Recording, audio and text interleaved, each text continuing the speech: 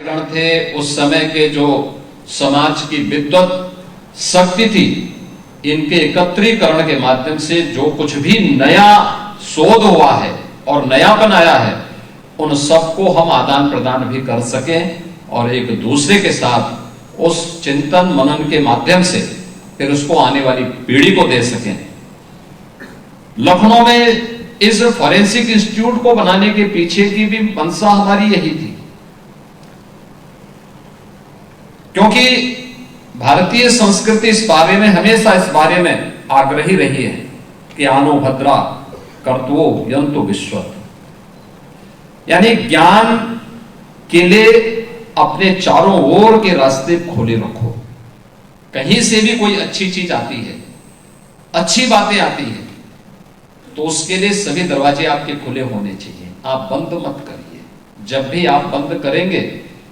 तो वो आपकी विकास की यात्रा को बाधित कर देगा, और विकास बाधित होगा,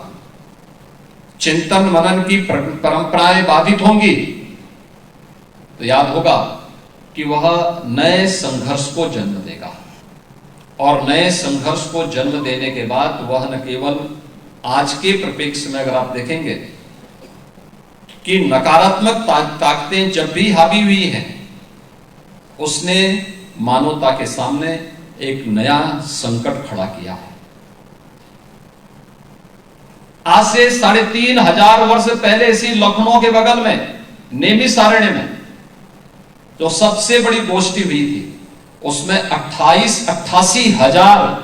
विद्वानों ने ऋषि मुनि के रूप में भाग लिया था, और वह भारत की पौराणिक परंपरा में पुराणों के माध्यम से वो ज्ञान धरोहर के रूप में हम सबके सामने प्रस्तुत हुआ। और आज यहां पर इस 3 दिवसीय जिन महत्वपूर्ण विषयों को लेकर के यह सेमिनार आज यहां पर आयोजित हो रहा है, यह उसी परंपरा में आज की आवश्यकता के अनुसार हमें किन विषयों को लेकर के कार्य करना है, फॉरेंसिक साइंस की आज की आवश्यकता क्या है, साइबर फ्रॉड से बचने के लिए और नेशनल सिक्योरिटी में उसकी आवश्यकता को ध्यान में रख करके हम कैसे उन चुनौतियों को फेस कर सकते हैं, इन मुद्दों को लेकर के, या फिर उन ड्रोन टेक्नोलॉजी के और रोबोटिक के उसके लाभ और उसकी चुनौतियां क्या हैं, इन सभी मुद्दों पर यहां पर एक किसी नए मंथन को जन्म लेकर के आप वर्तमान की चुनौतियों के अनुरूप समाज को तैयार कर सकेंगे, ये मैं विश्वास के साथ कह सकता हूं। और इसका लाभ न केवल देश की सबसे बड़ी आबादी के राज्य की जनता को, बल्कि यहां की पुलिस फोर्स को भी उसके अनुसार अपने आप को अपडेट करने में मदद मिलेगी। मुझे याद है जब हम आज यहां पर इन सभी मुद्दों पे चर्चा कर रहे हैं, यहां पे पुलिस महानिदेशक उत्तर प्रदेश इस बारे में उन्होंने कहा भी कि फॉरेंसिक की स्थिति हमारी क्या थी उत्तर प्रदेश के अंदर। 2017 के पहले 4 फॉरेंसिक लैब थी, उनकी भी स्थिति जैसे तैसी थी। क्या कारण था कि कोई दुर्दांत माफिया अपराध कर रहा है। मेरी एक बार यहां पर उच्च न्यायालय से चर्चा चल रही थी, मैंने कहा यहां पे पाओ अपराध का जो सबसे पुराना मामला हो कितना पुराना है, तो मैं 2017-18 की बात कर रहा हूं, उन्होंने कहा कि 52 वर्ष पुराना। तो मैंने कहा तो मेरी उम्र से भी ज्यादा बड़ा है, यानी उतना पुराना अपराध हुआ है, उसको आज तक सजा नहीं हो पाई,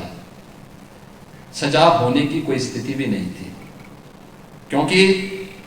जब तक सैंपल कलेक्ट करके लैब में जाते थे और उसमें कई दशक लगते थे उसके परिणाम आने में, तब तक सैंपल खराब हो चुका होता था और अपराधी को कभी सजा नहीं मिलती थी, कभी नहीं मिलती थी। हमारी जीरो टॉलरेंस